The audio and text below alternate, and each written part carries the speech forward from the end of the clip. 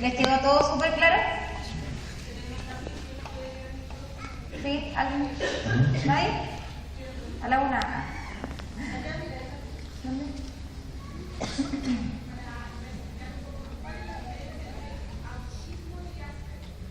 Ya, mira, la diferencia del autismo y Asperger, bueno, clarificar que antes se tomaba el autismo como un diagnóstico dentro de un cuadro que era TGD.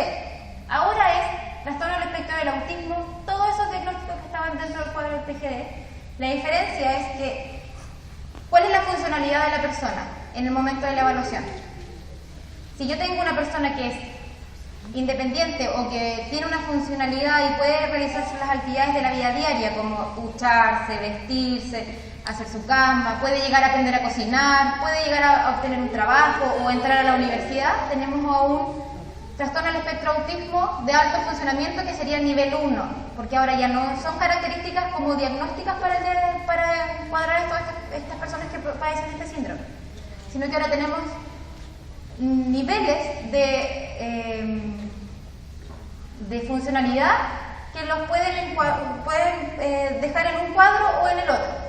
Tenemos nivel 1, donde se tipifican a todos los síndromes de Asperger, nivel 2, que es el intermedio de un Asperger de mediano funcionamiento y un autista, una condición autista, y tenemos el autista de Kanner, que es el autismo de libro, que ya es muy difícil ver a una persona que tenga autismo de Kanner, que tenga un movimiento estimulatorio muy grande, que no tenga nada de contacto visual, que no aprenda el lenguaje verbal. Ahí está la diferencia. Tú tienes un síndrome de Asperger que tiene muchas habilidades y que tiene muchas potencialidades, y tenemos a un autista que le cuesta un poquito más aprender para poder relacionarse. ¿Me entiendes?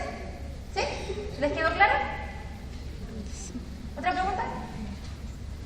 Yo tengo una pregunta. Sabes que yo tengo un chiquitito de Asperger, de la cual él tiene un patrón que es la mamá, que no es su mamá. ¿Qué es su mamá? Sí, todo lo que la mamá dice, él lo hace, no lo que en el colegio le enseña. O sea, en el colegio le dice una cosa y dice, no, aburrido. ¿Ves? Entonces, y la mamá le dice, no. Entonces, ella tiene que decirle, mi hija, en este caso que es mi nieto, entonces tiene que decirle, no, que tienes que hacerle caso a lo que la tía dice. Lo que pasa es que ahí hay una temática que vamos a abordar más adelante, pero igual le voy a contestar la pregunta. Y lo otro es que ellos, no sé, si ellos al parecer tienen el oído más sensible que nosotros, porque cualquier ruido, ellos como que lo desesperan, lo transforman. Son hipersensibles a los oídos, por más pequeño que sea, o a veces una conversación que nosotros tenemos en silencio, él la capta y dice, ¿por qué están hablando de mí? No lo entendí lo último. Es que él dice, ¿por qué están hablando de mí, aunque nosotros lo digamos de forma silenciosa? Es que ellos escuchan lo que quieren escuchar, son bien vivos. O hablamos cualquier otro tema, entonces él también capta lo que aunque a nosotros hablemos en silencio, y él está en un lado, una distancia más o menos como de 4 o 5 metros, que no debería escuchar, pero él escucha.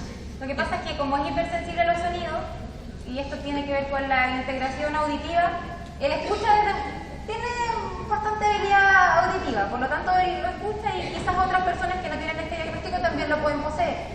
La temática aquí con la mamá es la siguiente, es lo que le iba a conversar más adelante. Ellos se rigen por lo primero, y si el referente significativo es la madre, el padre, el tío o alguien que sea muy potente para ellos, van a hacer lo que ellos les dicen.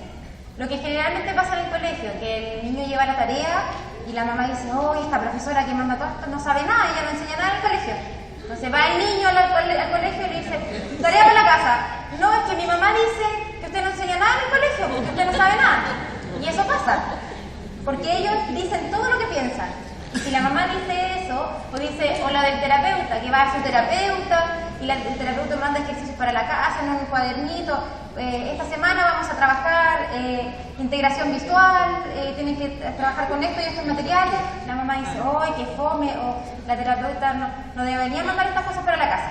Entonces la terapeuta la otra semana la va a llevar la tarea. Va a decir, ¿por qué me manda estas cosas? Mi mamá dice que no tiene que mandarme estas cosas para la casa.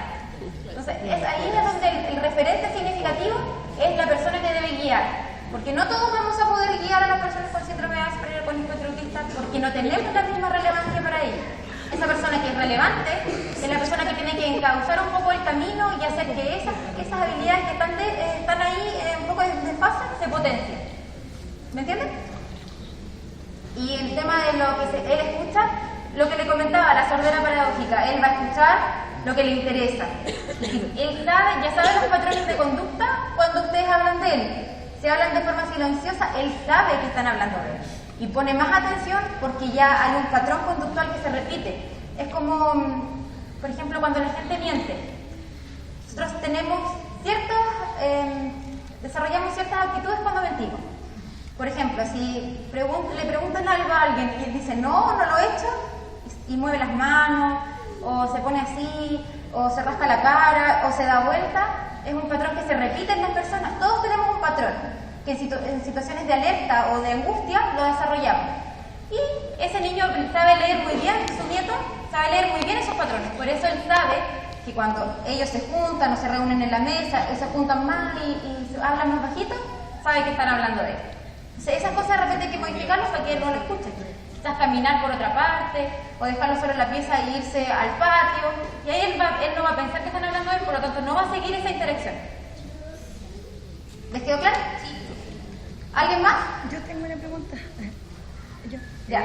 ¿El micrófono, perdón? Hola, buenos días. ¿Dónde? Acá. Levanta la mano. Ya. Es una pregunta cortita. Mira, tú antes nos comentaste acerca de la diferencia entre el síndrome de Asperger y el autismo más bien clásico, ¿cierto?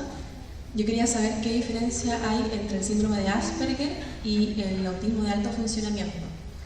Lo que pasa es que el autismo de alto funcionamiento es el síndrome de Asperger. Pero esa era la nomenclatura anterior de este manual del DSM-4 que se le denomina.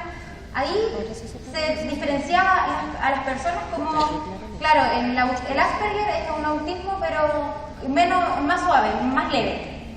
Entonces, esto es en palabras coloquiales, como el mito del espectro autista. En ese entonces era, autista pero poquito, ¿me entiendes? Entonces, ese es el alto funcionamiento, porque la funcionalidad, como le comentaba la niña que estaba más allá, va a depender de las habilidades que tiene él para desarrollarse solo. ¿Sí? O sea, finalmente ahora, según el DSM-5, es lo mismo. ¿Qué cosa? Es lo mismo. Ahora es el mismo diagnóstico que se llama trastorno del espectro del autismo, con niveles. Nivel 1, nivel 2, nivel 3, que puede ser acompañado con o sin hiperactividad. Que ahora antes, por ejemplo, los neurólogos no podían decir este niño tiene Asperger con trastorno de la hiperactividad, déficit atencional con hiperactividad, porque la nomenclatura no dejaba que el neurólogo dijera eso, porque se tomaba como que el niño era hiperactivo o era hipoactivo, era algo como que se asumía. Ahora no, porque como ya vemos que el déficit atencional con o sin hiperactividad tiene tanto revuelo en el mundo, que ahora todos los niños tienen déficit atencional, todos, no hay ninguno que no lo tenga, o tienen algo o no tienen nada. Ahora se toma bien en consideración eso que es trastorno del espectro del autismo, nivel 1 con o sin hiperactividad, trastorno del espectro del autismo, nivel 2 con o sin hiperactividad, ¿me entiendes? Pero es un mismo continuo de espectro con unas mismas características que se pueden dar, como mencionaba, todas las características o un par de ellas en una misma persona. ¿Sí? ¿A quién primero? Acá. ¿Qué rato? No, yo hablo fuerte, así que no es necesario el micrófono.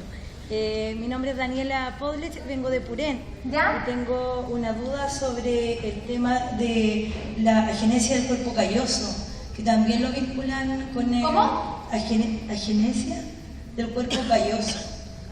Sí, ya. Que también lo vinculan al Asperger, que es un alumno de 6 años. ¿Ya? Y mi pregunta también está la influencia de copiar los patrones conductuales de los niños en el colegio. Del autismo. Claro. Ya, mira. El tema del cuerpo calloso, se dicen muchas teorías sobre el desarrollo del espectro del autismo. Se dice que es descendencia genética, que es una teoría que no está aprobada. También se llama trastorno del espectro del autismo por la reabsorción estomacal, por la injerencia de mercurio en los alimentos, y hay hartas áreas comprometidas del cerebro que tienen que ver con las distintas discapacidades o en realidad dificultades que tienen los niños. Eso se lo dijo un neurólogo, un Sí. Lo que pasa es que ellos ven esa área más clínica y eso, nosotros lo que nos tiene que importar acá, aparte de que tenemos un diagnóstico clínico que un médico nos puede decir, nosotros nos debe interesar eso, lo clínico, porque nosotros no podemos abrir el cerebro y cambiar esa pieza que está un poco debilitada, no. Lo que nosotros tenemos que hacer con lo que tenemos, avanzar. Disculpe, es que a mí ¿por qué hice la intervención y hice la pregunta? Porque no conozco yo ese concepto y su mamá tampoco, entonces se lo aclararon como en un término general. Entonces, claro, lo que pasa es que ese concepto para yo es algo más anatómico, entonces ahí tiene que hablarlo más un médico porque por algo él le dijo esa área del cerebro que estaba más afectada, seguramente le hicieron un escáner con contraste y determinaron que había una área en masa encefálica más debilitada. Entonces, quizás él vio eso en la imagen y lo asoció con el espectro del autismo. Quizás ni siquiera está vinculado, por ejemplo, hay altos diagnósticos que tienen relación con epilepsia refractaria, que siempre se señala que los niños con el espectro del autismo tienen alta probabilidad de padecer epilepsia. Entonces son pequeñas cositas que los médicos nos señalan que uno no sabe, porque uno va al doctor y el médico dice muchas cosas que no es que no sea válido, yo no estoy diciendo eso, yo estoy diciendo que ellos desde su área de especialidad ven la detección del cuadro. Yo como educadora diferencial y como terapeuta ABA y desde la expertise que tengo durante estos años, me dedico a que ese cuadro y esas características poder potenciar las habilidades que están disminuidas, independiente de que el niño tenga o no tenga afección en el cerebelo que no sé, pues, dificulta el equilibrio del tono muscular. Yo tengo que potenciarlo independiente de toda esa gama de cosas negativas. ¿Me entiendes? ¿Me entiendes? Ya. Ojalá haya podido ayudarlo un poquito. Y el ámbito conductual, era lo que yo le señalaba. Hay dificultad en la flexibilidad mental y el comportamental que tienen que ver con las acciones que yo desarrollo para conseguir lo que quiero. Yo quiero conseguir algo y la persona no me lo quiere dar, yo voy a tener un comportamiento que ya tuve antes y que me dio resultado. Por ejemplo, va el niñito en el mall, le dice, mamá, cómprame esto. El típico ejemplo, no tengo plata. Pero ¿cómo no tienes plata? Se tira al suelo y golpea las cosas y llora y la gente pasa y dice, ¡ay, qué mamá más mala! ¡Ay, cómo no le puede dar eso! Puede que haya circunstancias en que la mamá realmente no sea de la más acogedora, pero en esas circunstancias el niño al final, la mamá se pone nerviosa y le da la plata y le compra el juguete. Entonces, como el niño ya sabe que si lo vuelve a hacer, la mamá le va a volver a comprar el juguete, vuelve a repetir la conducta. Son cuadros, son episodios cíclicos que aumentan.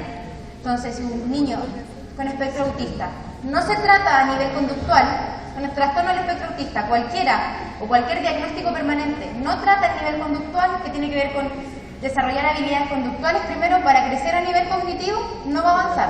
Por eso el neurólogo debe haberle dicho, tiene que ver con un ámbito más conductual, tienes que trabajar terapia conductual, porque tiene que mejorar esas áreas. Primero siempre se parte por el área conductual.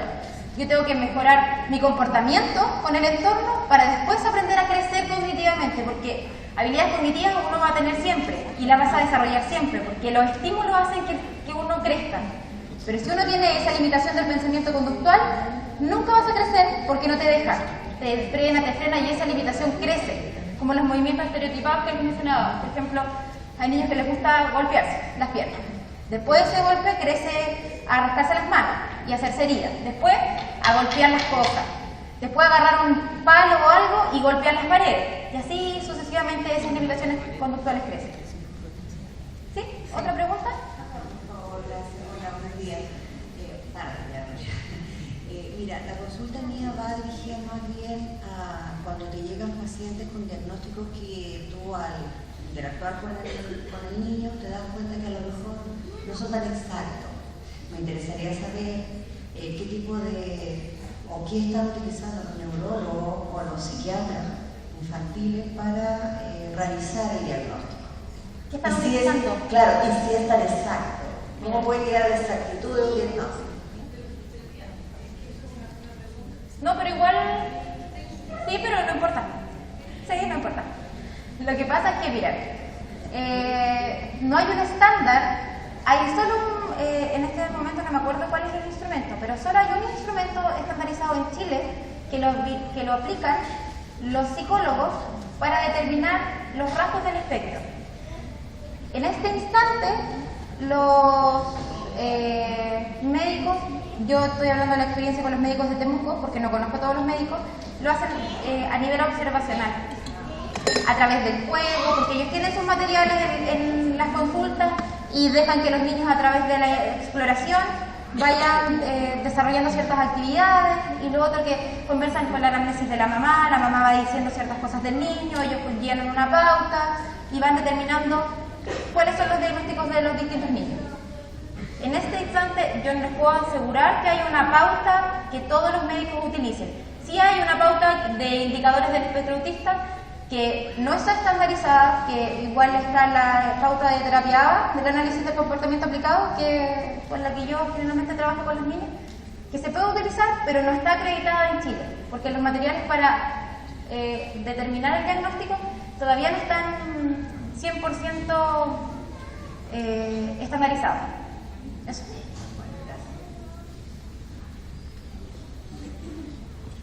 Hola, mi nombre es Daisy, soy de Temuco y vine porque tengo un niñito de 2 años y medio que tiene muchas características Asperger, espectro autista. El pediatra nos puso en observación.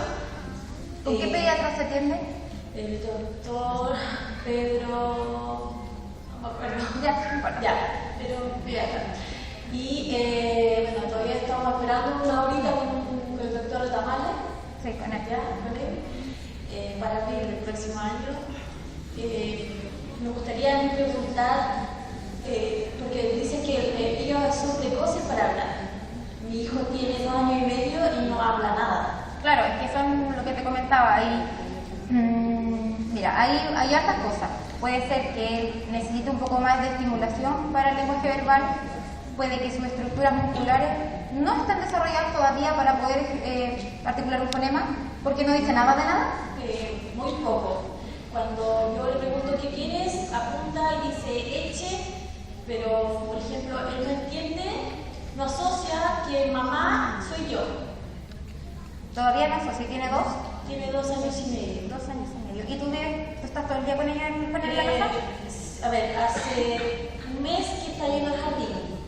Y claro, las mismas tías del jardín la semana pasada me llamaron a la reunión y me dijeron que él tiene ciertas características también. Y yo no les había dicho nada porque estaba esperando que ver cómo se relaciona con los niños. Y claramente se aísla.